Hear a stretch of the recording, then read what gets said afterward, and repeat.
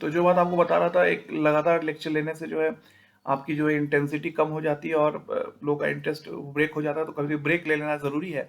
तो मैंने कहा भी कि my lectures will be precise to the point and objective, subjective बाद में होगा। तो मैंने जो छोटी बात आपको बताई कि शुरुआत की थी कि मेरे इलेक्शन चल रहे हैं और उसके बाद आईपीएल भी चल रहा है इस समय, ठीक है। तो क्रिकेट भी बहुत प्रेम से, टेस्ट मैच और वनडे मैच, फिर 2020 क्रिकेट, आईपीएल चल रहा है, इंडियन प्रीमियर लीग। लेकिन इलेक्शन की बात अभी मैं आया हूँ उस पर। तो 7 डिवाइडेशन में, 7 भाग में ये इलेक्शन होगा, या 7 फेजेस कह लिए, 7 फेजेस में होगा इलेक्शन। तो ठीक है, तो ये है। फिर मैंने आपको बताया, तो मैंने कहा कि मैं पुराने पिछले वीडियो में बहुत कुछ, पिछले जो हमारा मेरा लेक्चर उसमें सब कुछ बचा चुका हूँ, लेकिन इसमें तो फिर इसमें एक छोटा रिकैप कर देते हैं, लेकिन आपको समझाएंगे। तो मैंने बताया कि जब मैं देखा तो मैंने इसको बताया कि आपको इलेक्शन सिनेरियो समझा रहे थे। फिर मैंने इलेक्शन सिनेरियो और वोट पॉलिटिक्स, ठीक है। मैंने फिर ये कहा कि एक ऐसे व्यक्ति का नाम हम लेते हैं, क्योंकि इंडिया भारत, या आप कुछ भी कहिए, तो मोदी जी के लोग आपको उधर की गोदी मीडिया कहेगी, उधर वाले जो लेफ्टिस्ट है और जो आपका जो सेक्युलर विंग है उसको मोदी जी की गोदी मीडिया कहेगी। तो इसमें आप क्या कहना चाहते हैं हर समय आपको ब्रांड कर दिया जाएगा, ठीक है। तो इसीलिए मैंने कहा कि मैं आज एक ऐसे व्यक्ति का या एक ऐसे ऐसे आदमी का नाम लूंगा जिसको लेने से राइट विंग पॉलिटिशियन मुझसे बहुत बहुत ही नाराज हो सकते हैं। उनका नाम है मोहम्मद अली जिन्ना। और मैंने ये भी कोशिश की कहने की, आज के इलेक्शन में भी मोहम्मद अली जिन्ना एज अ आइडिया कैसे जीवित है, मैं ये बता रहा हूँ, ठीक है। तो मैंने आपसे कहा कि ब्रिटिश रूल आया, बैटल ऑफ पलासी हुई कैलकाटा से, आज के मुर्शिदाबाद मालदा के एरिया में है वो पलाशी का वो एरिया, जहाँ फिर कैलकाटा से ब्रिटिश पहुंचे। सबसे पहले पलाशी से पहुंचे बक्सर, बैटल ऑफ बक्सर। भी बैटल ऑफ बक्सर के बाद ये आते आते इन्होंने 1857 बूढ़े भारत में भी आई, फिर से नई जवानी थी, ठीक है। जो 1857 का जो प्रथम स्वतंत्रता संग्राम है, ठीक है। फिर ये आए ऊपर, तो और ये इन्होंने दिल्ली तक पहुंचे। और ये तो जो ये यूपी बिहार बंगाल इस एरिया में पहली 1857, जिसको जिसको हम गैंजेटिक प्लेन कहते हैं, ठीक है, इस पे हुआ था, ठीक है। और ये एक ऐसी लड़ाई थी 1857, आखिरी लड़ाई मैं मानता हूँ जिसमें कि मुस्लिम हिंदू ने इतने बराबर से पार्टी। मंगल पांडे फिल्म आपने देखो, Mangal Pandey was the greatest man in the whole in this whole scenario, right. और फिर आपका मेरठ में और बैरकपुर में सबसे बड़े बड़े 2 मिलिट्री कैंप थे उस जमाने में, ठीक है। ये पूरी कहानी है, ठीक है। लेकिन ब्रिटिश को झटका लगा, तो ब्रिटिशर्स ने कहा कि there will be no India until there is caste and religion, there will be no India until there is caste and religion, ठीक है। और फिर जो है दूसरे पॉइंट पे अब हम जब आते हैं, दूसरे पॉइंट पे हम जब आते हैं, वो ये है कि सर जॉन लेस्ले नाम था तब मैं, क्योंकि ये 1850 70s 80s के, इस समय ना गूगल था, ना यूट्यूब था, ना आज तक था, ना रिपब्लिक था, ठीक है। तो थोड़ी सी इंफॉर्मेशन डाइल्यूट है, आज की तरह इतने अच्छे, इतने प्योर इंफॉर्मेशन, इतने इतने इतने एक्यूरेट नहीं है। आप अगर 1867 की बात करें, मतलब आज से कितने साल पहले, आज से 160 साल पहले की मैं बात कर रहा हूँ, ठीक है आपसे, ठीक है या ठीक है। तो उस समय की अगर आप बात करें, तो थोड़ी इंफॉर्मेशन अनएकुरेट है, या अनक्लियर है, अनप्रडिक्टेबल है। आज की तरह से तो जहाँ इतनी आपका वीडियो इंफॉर्मेशन, इतनी एक्यूरेसी है इंफॉर्मेशन में, ठीक है। तो फिर ठीक है, तो फिर 18 ये हुआ, तो फिर ब्रिटिशर्स ने कहा, फिर 1885 में इंडियन नेशनल कांग्रेस बनी। और जैसे मैंने आपसे कहा कि जो हिंदू समाज था, जैसे कि मैंने आपका पंडित मोतीलाल नेहरू, और क्या नाम था आपका, आपका नाम क्या था, ये फिरोज शाह मेहता, आपका जो है सुरेंद्र नाथ बनर्जी, बिपिन चंद्र पाल थे, आपका फिर नाम था लाला लाजपत राय। तो ये जो जो जो जो जो हिंदू सोसाइटी जो थी, वो पढ़ाई लिखाई में उस समय भी बहुत ही इंग्लिश एजुकेशन में बहुत ही, उनका एक बहुत ही लीड था, उनका एक बहुत ज्यादा, they were at a greater position. और ये बात सर सैयद अहमद खान जी के अगर आप पढ़ें उनको, तो ये समझ पाएंगे आप कि उन्होंने लिखा है कि जब पहली बार ब्रिटिश इंग्लिश एजुकेशन आया था भारत में, तो हिंदू समाज और मुस्लिम समाज थे। तो हिंदू समाज में उसकी एंट्री हो गई इंग्लिश एजुकेशन की। जब मुस्लिम समाज में रिलीजियस लीडरशिप थी, उन्होंने कहा ये इंग्लिश एजुकेशन जो है, ये हमारे जो है धर्म और हमारे जो है धर्म और जो है कम्युनिटी के लिए खतरा है। इसीलिए या तो ब्रिटिश इसको हमसे दूर रखें, या तो मुस्लिम बच्चों के दाखिले को दूर रखें। तो इसलिए इंग्लिश एजुकेशन में हिंदू समाज मैं फिर अब इंडिपेंडेंस पे इंडिया में कितने बड़े साइंटिस्ट थे, होमी जहांगीर भाभा पारसी थे, विक्रम साराभाई जो इसरो के सबसे बड़े आपके वो थे, ठीक है। फिर आपका जो है जो ये दोनों हुए, फिर आपके आपके आगे सत्येंद्र नाथ बोस, आपके जगदीश चंद्र बोस थे, फिर सीवी रमन, फिर आपका जो ये हुआ आपका स्वामीनाथन जी एग्रीकल्चर सब एक्सपर्ट थे, ठीक है। ये एक्सेट्रा एक्सेट्रा हुआ। तो इंडिया और पाकिस्तान में साइंस की हालत 47 जानती हैं। फिर तो साइंस एंड टेक्नोलॉजी और एजुकेशन, इंग्लिश एजुकेशन जिसे हम कहते हैं, उसमें हिंदू समाज आगे था, इसीलिए उनका इतना प्रीडोमिनेशन था भारत में, ठीक है। और मैंने ये भी बताया कि सारे चीज में, जैसे आपको पता है कि 76% करीब करीब नॉन मुस्लिम थे और 24% मुसलमान थे, ठीक है। उसके बावजूद जो है अगर 40 अगर देखें आप, तो हर गवर्नमेंट डिपार्टमेंट, पुलिस हो चाहे रेलवे हो चाहे आपका स्कूल एंड कॉलेजेस हो, इन सब में 90-90 क्योंकि जो क्रिश्चियन इंडिया में 2% है, ब्रिटिशर्स मैक्सिमम पूरे भारतवर्ष से 50,000 में। क्रिश्चियन और ब्रिटिशर्स को डिफरेंशिएट करो, बड़े जो ब्लंडर्स हैं, क्रिश्चियन तो हमारे मुसलमान जैसे हमारे भाई क्रिश्चियन है, हम हमारे रूप रंग जैसे दिखते हैं, ना मुसलमान सीरिया का जैसा दिखता है ना अरब जैसा, वो तो हिंदुस्तानी है, ठीक है। तो जैसे कुछ क्रिश्चियन भी और पारसी सब हिंदुस्तानी है, ठीक है। तो क्रिश्चियन थे आपके करीब करीब, हाँ क्रिश्चियन नहीं, मैं ब्रिटिशर्स मैक्सिमम 50,000 थे पूरे इसमें, ब्रिटिश जिसे कहते हैं, ठीक है। लॉर्ड माउंट बैटन, ठीक है, और लॉर्ड रॉबर्ट क्लाइव, ठीक है।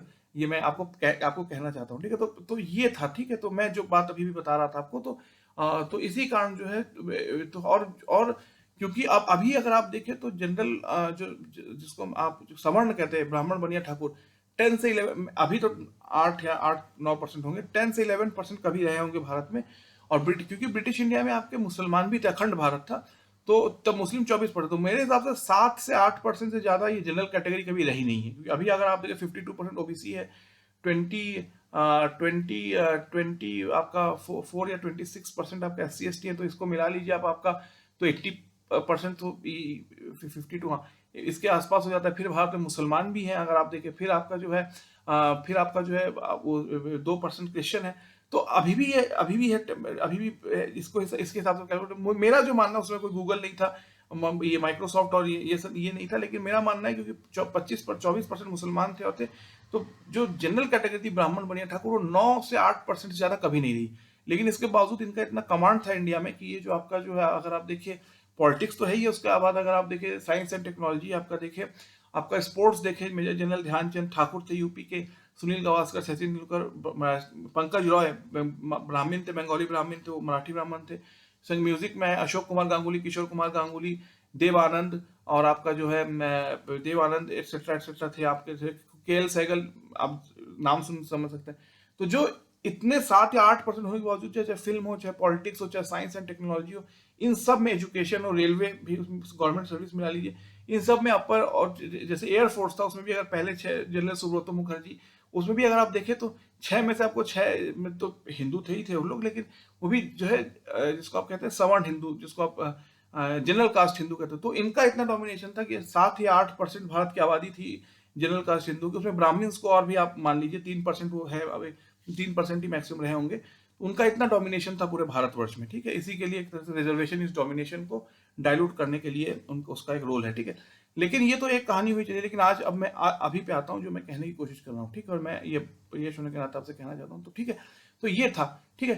तो ये था। तो और कांग्रेस की लीडरशिप को भी देखिए, अगर इंडियन नेशनल कांग्रेस, सब आपको देखेंगे, क्या नाम था उनका, फिरोज शाह मेहता, ठीक है, और आपका पंडित मोतीलाल नेहरू, और आपका नाम था जो है क्या नाम था, और ऋषि अरविंद घोष, और फिर क्या नाम था आपका उनका, सुरेंद्र नाथ बनर्जी, ठीक है।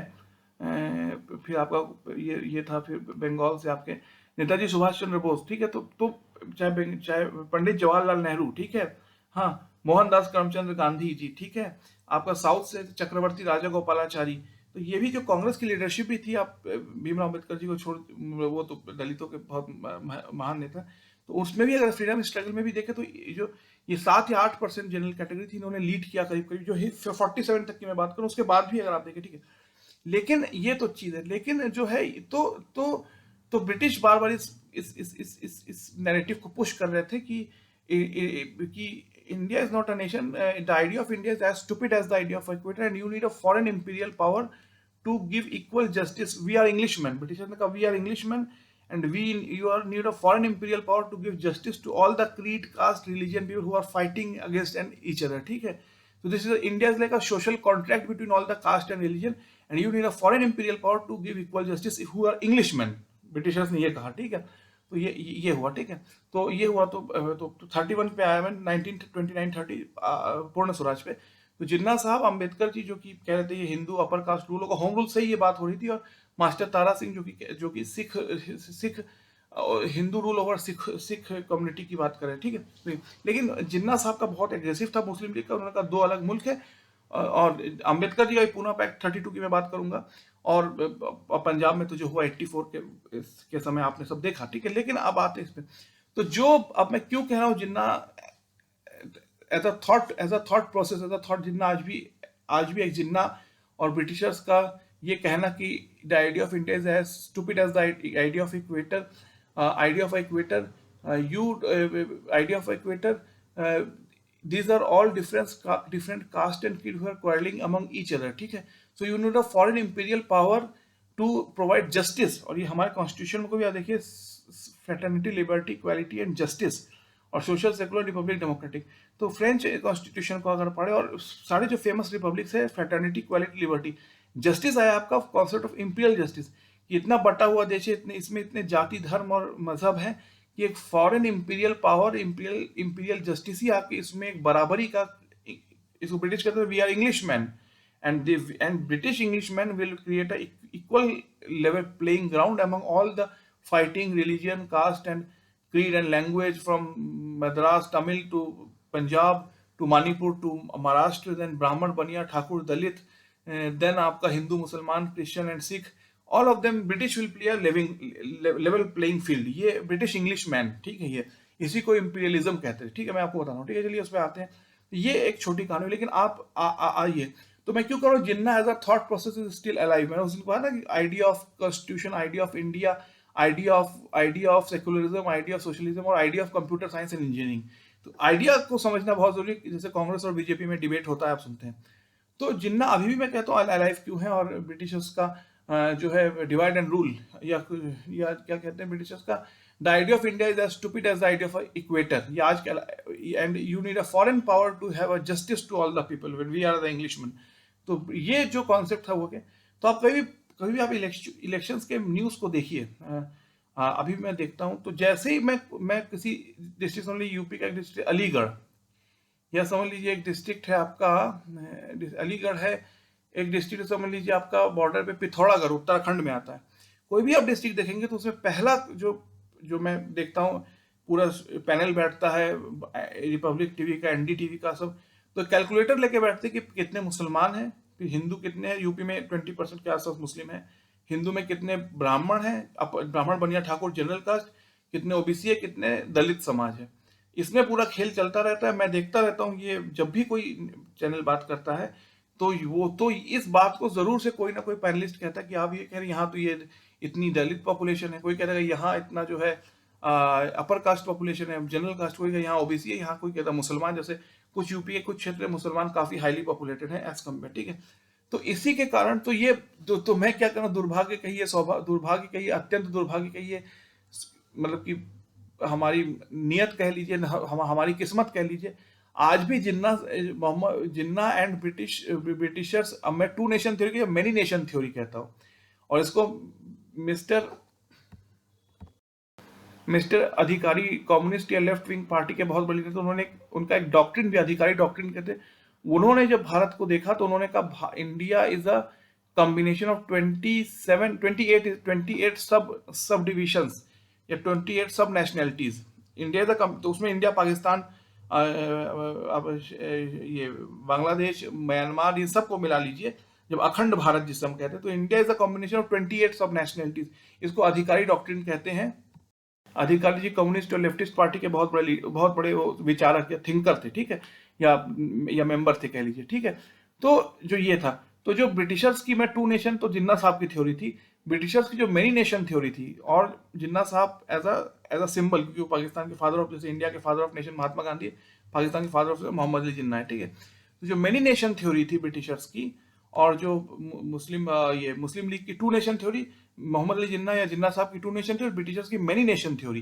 तो जो मेनी नेशन थ्योरी थी ब्रिटिशर्स की, टू नेशन थ्योरी, वो आज भी मैं जब टीवी खोलते हैं मैं, या अपना ये मोबाइल पे यूट्यूब पे या जो आपके ये जो जो चैनल्स होते हैं जिसको लिंक है, उसमें अगर आप अपना मोबाइल का इंटरनेट ओपन कीजिए, तो जो डिस्कशन और डिबेट मैं सुनता हूँ, तो कहीं ना कहीं मुझे लगता है कि growth, development, business, market, economy, IIT, IIM, sports, cultural event, और क्या नाम है आपका जो है डिफेंस, और आपका नाम है हाई हाई लेवल टेक्नोलॉजी, इन सब की वजह से, इन सब पे बात होने के बजाय, मैं जब भी कोई 80 to 90% न्यूज चैनल्स को मैं जब देखता हूँ, तो कहीं ना कहीं उनको पैनलिस्ट कहते हैं ये पिथौरागढ़ है, ये है मुरादाबाद है, इसमें इतने मुस्लिम पॉपुलेशन है, इतना हिंदू पॉपुलेशन, हिंदू में इतने ब्राह्मण है, इतने ठाकुर है, ये तो हो गया, इतने ओबीसी, इतने एससी एसटी, और यह है।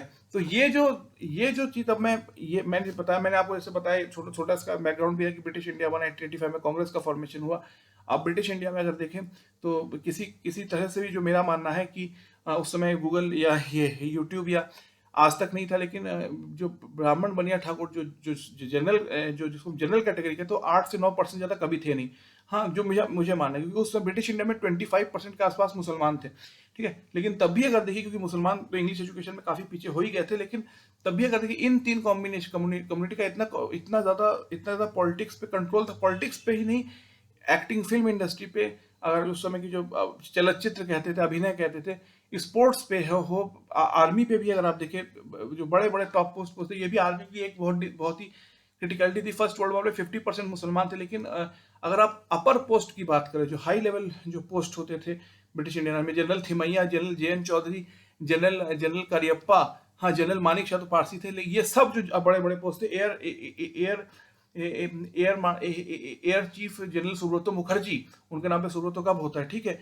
क्या नाम था उनका, मिस्टर अर्जन सिंह, सिख। तो ये जो सब आप देखें, इसमें भी आपको दिखेगा, जो आर्मी में थे, इसमें तो जो जनरल, या जिसको उस समय अपर कास्ट आज जनरल कहते थे, इनका इतना डोमिनेशन था। तो जो मिलिट्री में भी जो हायर लेवल था, उसमें जो है इनका था। सेकेंड वर्ल्ड वॉर में फिर हिंदू महासभा ने, कांग्रेस ने कहा हिटलर बहुत गंदा आदमी है, बुरा आदमी है, हिंदू महासभा ने हिंदुओं को रिक्रूट किया, और 13 लाख से फौज पहुंची 25 लाख। तो इस जो स्ट्राइक रेट में चेंज हुआ, तो इसमें 70% के आसपास हिंदू आ गए थे। पुलिस में वो 90% थे, क्योंकि वो 75% वो पॉपुलेशन में ही थे, और अपने अपने अपने एजुकेशन में बहुत आगे थे मुस्लिम समाज से। तो वो 80 to 90% पुलिस हो, रेलवे हो, गवर्नमेंट कॉलेज हो, सब में वो जो गवर्नमेंट ओरिएंटेड जॉब्स हैं, सर्विस उसमें, और प्लस आर्मी में भी वो सेकंड वर्ल्ड वॉर में थे, 70% हो गए थे। तो ये पूरा एक तरह से हिंदू राष्ट्र, जो जिन्ना कहते हिंदू राष्ट्र बनने वाला था, ठीक है। इसलिए जिन्ना ने पाकिस्तान क्रिएट किया, और उससे जो है राइट विंग फोर्सेस जो थी इंडिया में, उसको जस्टिफिकेशन मिल गया इसको हिंदू राष्ट्र बनाने का। और कश्मीर इसका अनफिनिश्ड एजेंडा। ये भुट्टो, अभी बिलावल भुट्टो और इंडिया भी इसको मानती है, क्योंकि शिमला एग्रीमेंट और लाहौर डिक्लेरेशन में लिखा है, it is a bilateral issue between India and Pakistan, ठीक है। ये तो वही बात है कि मैं बड़े दुख के साथ, बड़े बड़े ही भारी दिल के साथ, या बड़ी ही नाराजगी के साथ मैं ऐसा कह रहा हूं कि जो जिन्ना साहब की 2 नेशन थ्योरी थी, और ब्रिटिश की many nation theory, India is not a nation, it is a combination of many nation, and it is like equator, and idea of India is as silly, as foolish as the idea of India is as foolish as the idea of equator. ये जो British की सोच थी, और British तो many nation की बात करे, तो जिन्ना साहब 2 नेशन की बात करे थे।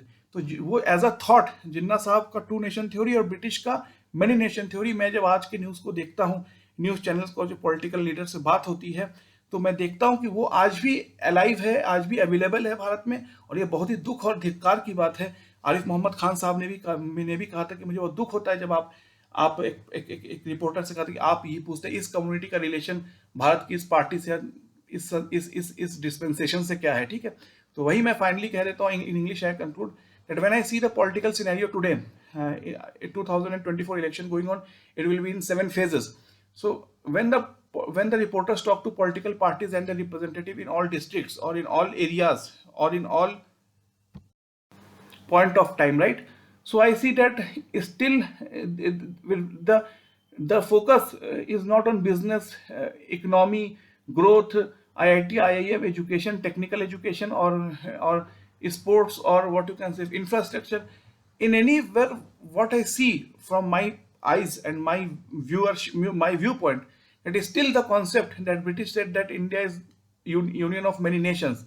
The idea of India is as stupid as the idea of equator. There is nothing called India, and India is not one nation. It is many nations, and you need a foreign imperialistic English power like us to provide equal justice to all of the Indians. ये जो Britishers जो कहते थे, and जिन्ना साहब कहते थे Hindu and Muslim are two different nations. Jinnah sahab की two nation theory और Britishers की मेनी नेशन थ्योरी, ये this is applicable till today and it is a very bad luck, it is a very misfortune that every election is fought on this basis. तो बहुत ही दुर्भाग्य की बात है, ऐसे लड़ा जाता है। मैं आशा करता हूँ कि भारत का भाग्य बदले, हमारे आज के जो प्रधानमंत्री वो कुछ कर सके, ऐसा मैं मानता हूँ। लेकिन मुझे बहुत कठिन लगता है, क्योंकि मैं जब देखता हूँ कोई भी डिस्ट्रिक्ट हो, यूपी का मुरादाबाद हो, पिथौरागढ़ हो, उसमें उसमें उसमें आप देखेंगे, आप क्या नाम है, देहरादून हो, तो देखेंगे आप पहले वो शुरू हो जाते हैं कैलकुलेटर लेके, कितने परसेंट मुसलमान है, इतने परसेंट दलित है, इतने परसेंट ओबीसी है, इतने परसेंट ब्राह्मण बनिया है, तो और ठाकुर है, जनरल जनरल हिंदू, सवर्ण हिंदू है।